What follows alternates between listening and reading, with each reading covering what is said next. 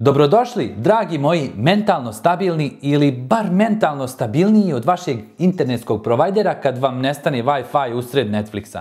No! God, please, no! No! No! No! Ja sam doktor Zdravko Dren, doktor koji ne prepisuje čajeve za čišćenje aure, ali zato danas čistimo glavu. Jer ako ste mislili da je problem samo u vašem punom inboxu i računu za struju, iznenađenje! Problem je i u tome kako vaš mozak sve to vari, ili bolje rečeno, ne vari. Pa da vidimo, šta su najčešći mentalni poremećaji u ovom modernom, brzom, fancy dobu u kom je normalno da se nervirate kad vam kasni dostava burgera, ali nije normalno da potražite psihoterapeuta.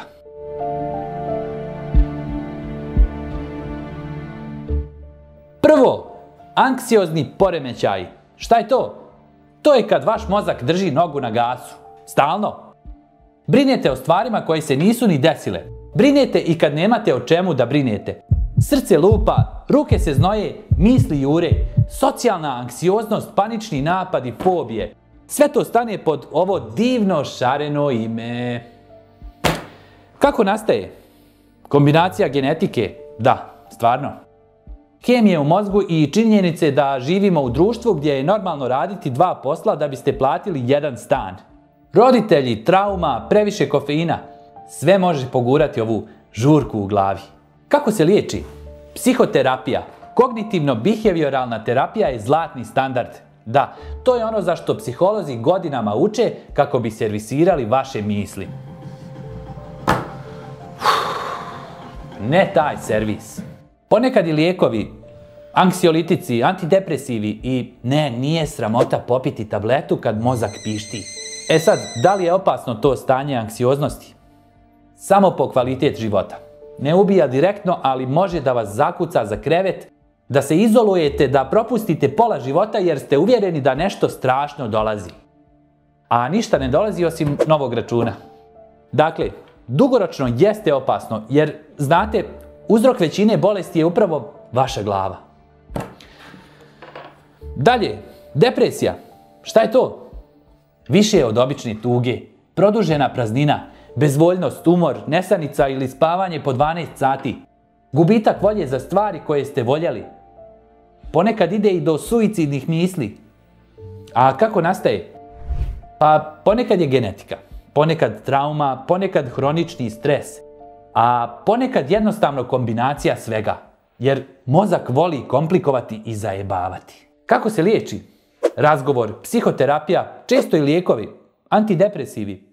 Ponekad vježbanje pomaže, ali ne govorite depresivnoj osobi idi trči, kao da će maraton da riješi hemiju u mozgu. Je li opasno? Nažalost, da. Depresija može biti smrtonosna ako se ignoriše. Zato ne ignorišite. Ako mislite da ste samo lijeni, a mjesecima ne možete ustati iz kreveta, niste lijeni. Trebate pomoć. Idemo dalje. Posttraumatski stresni poremećaj. Poznat kao PTSP. Šta je to? Vaš mozak je snimio neku traumu, saobraćajka, rat, nasilje, zlostavljanje i pušta je kao trailer horror filma svaki put kad to najmanje očekujete. Noćne more, flashbackovi, izbjegavanje mjesta, ljudi, mirisa koji ih podsjećaju na traumu. Kako PTSP nastaje? Trauma plus mozak koji ne zna da to izbriše. Jednostavno rečeno. Kako se liječi? Psihoterapija, naročito EMDR terapija, traumaterapija, kognitivno-behavioralna, nekad i lijekovi ako su simptomi jaki. E sad da se vratimo na EMDR. Zvuči kao neki novi Wi-Fi router, ali nije. To je psihoterapija za stres i traume. Šta radite? Gledate prst terapeuta kako šeta lijevo, desno, a vaš mozak dok vi mislite da samo buljite, zapravo raskopčava stare traume i slaže ih u ladicu. Proživljeno, hvala, doviđenja. Jednostavno rečeno, EMDR pomaže da ono što vas je kidalo iznutra, mozak konačno svari. Nema čarobnog štapića, ali ima čarolije u tome da traumu pretvori u običnu uspomenu koja više ne ujeda svaku noć. Dakle, pokreti očiju, malo tapkanja, dobar terapeut i vi opet spavate mirno. Ili bar mirnije nego prije. Probajte, ne boli. a život vam može vratiti na fabrička podešavanja. Dakle, PTSP može biti opasan jer često dolazi u paketu sa depresijom, anksioznošću, čak i porocima ako ljudi pokušaju da sami gase vatru alkoholom ili drogama. Zato ne gasite sami. Idite kod terapeuta. Terapeut neće nestati u flaši i od njega nećete imati mamurluk. Idemo dalje. Bipolarni poremećaj. Šta je sad to? Kad ne možete da se odlučite da li su pingvini na sjevernom ili južnom polu možda. Vaš mozak igra tenis između manije i depresije. U maniji sve možete, sve znate, spavate 2 sata, pokrećete firmu, kupujete auto na kredit. U depresiji ne možete ni jesti. Nema sredine. Kako nastaje? Genetski faktor je ogroman. Hemija mozga je luda kombinacija neurotransmitera. Okidači mogu biti stres, promjene u spavanju, zloupotreba supstanciji. A kako se liječi? Stabilizatori raspoloženja. Litijum je klasik. Litijum kao lijek, ne onaj iz baterija. Litijum karbonat i još neka njegova jedinjenja, na primjer, stabilizuju bipolarni poremećaj. Terapija je tu da naučite prepoznati kada dolazi talas. Psihijatar je obavezan. Je li opasno? Apsolutno. Jer manija može dovesti do katastrofalnih odluka, a depresija do suicida. Zato kontrola, lijekovi, terapija. Ajmo dalje. Poremećaj ishrane. Anoreksija, odbijanje hrane, bulimija, prejedanje pa povraćanje. Kompulzivno prejedanje. Jedete sve, pa krivica. Sve se vrti oko kontrole. Kako nastaje? Savršen ideal tijela, poremećen odnos prema hrani, trauma, kontrola, društvene mreže. A kako se liječi? Boga mi teško. Potrebna je dugotrajna psihoterapija, podrška porodice i često hospitalizacija ako je stanje kritično. Je li opasno? Da. Anoreksija ima jednu od najviših stopa smrtnosti među mentalnim poremećajima. Nije izmišljotina, nije manekenke se glupiraju, nego ozbiljno, životno ugroženo stanje koje ne popravlja ni baba sa tepsijom domaće pite. Sljedeće, ovisnosti. Šta je sad to? Alkoholičar? Ok, znamo. Ali šta je s čovjekom koji ne može da ostavi telefon? Koji troši 10 sati dnevno na društvene mreže? Onaj što ostavi platu na aparatu? Mozak voli dopamin i traži ga. A kako nastaje ta ovisnost? Dopaminski udarci, supstance, ekran, seks, kocka. Nema razlike za mozak. Nagrada je nagrada. Kako se liječi? Prvi i možda najteži korak priznati. Drugi terapija, podrška, pa nekad i lijekovi. Je li opasno? Da. Ovisnosti razaraju odnose, zdravlje, financije.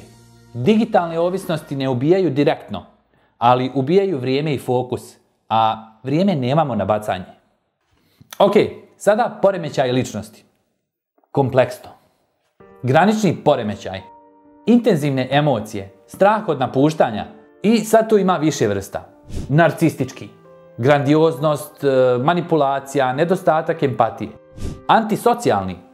Ignorisanje, pravila, laganje, povreda drugih. Kako sad to sve nastaje? Rani odnosi u djetinjstvu, genetika, trauma, zanemarivanje, zlostavljanje. I teško se liječi jer osoba često ne vidi problem. Terapija traje godinama. A ako vam doktor na ovo propiše tabletu, mijenjajte doktora. Nema tablete za ličnost. Može biti opasno i za samu osobu i za okolinu. Razara odnose, izaziva impulsivno ponašanje, samopovređivanje, ali nije beznadežno. Terapija pomaže. I to je popravljivo. A sada, opet skraćenica. ADHD. Šta je ADHD? Pažnja na nivou zlatne ribice, impulsivnost, nemogućnost da mirno sjedite. Odrasli sa ADHD-om često kažu da im misli idu na 100 strana. A kako nastaje? Neurobiologija. Mozak ima drugačiji filter pažnje. Genetski prenosiv. Kako se liječi?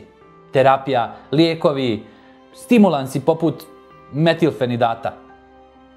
ADHD nije lijeniste. To je drugačiji hardver i mnogi ljudi sa ovom dijagnozom su zapravo nadprosječno inteligentni. Zadnji, ali ne i manje vrijedan. Bolje zvuči na engleskom. Last but not least. Autizam. Hajde da pričamo o autizmu. Da, tom strašnom, misterioznom pojmu koji mnogima još zvuči kao da ste pokupili nešto opasno čim ste izgovorili riječ spektrum. Pa da odmah razbijemo misteriju. Autizam nije virus, nije ni kazna, nije faza i ne dobija se od vakcina, osim ako mislite da je planeta ravna, a 5G antene šetaju okolo i ujutro vam hodaju po dvorištu. Autizam zvanično poremećaj iz autističnog spektra.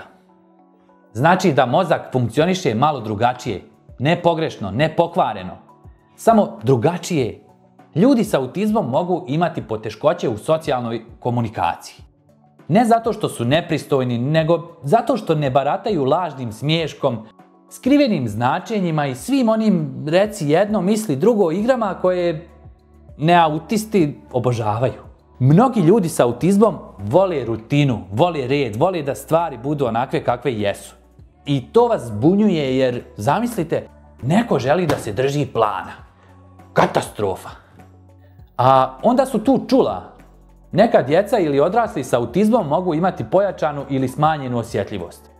Na zvuke, svjetla, teksture, mirise. To nije hir, to nije razmaženo dijete. To je mozak koji prima informacije jače ili slabije. Pa vi probajte da slušate koncert metal muzike svaki put kad vam neko upali usisivač. Pa da vidim koliko ćete smiješiti se i biti lagani. I onda se pojave roditelji koji bi za svoje dijete učinili sve. A to neko ko voli pare, baš voli pare, koristi.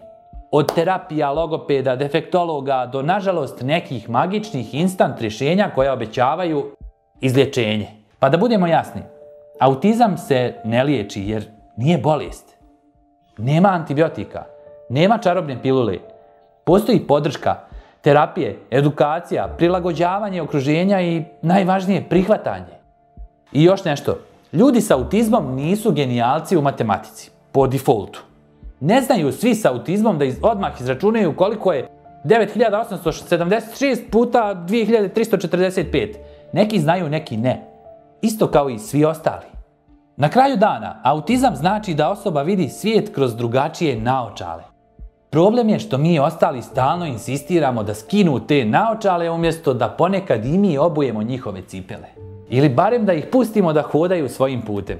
Dakle, sljedeći put kad vidite dijete koje se njiše, maše rukama, smije se ili plače u javnosti, možda ne traži pažnju.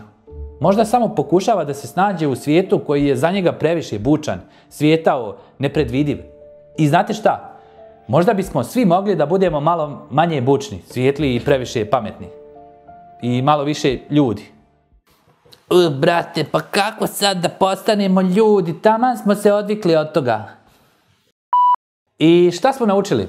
Da je mozak kompleksan, da nije sramota potražiti stručnu pomoć i da je važno pričati o ovome. A ako vam neko kaže, sve je to u tvojoj glavi, recite mu da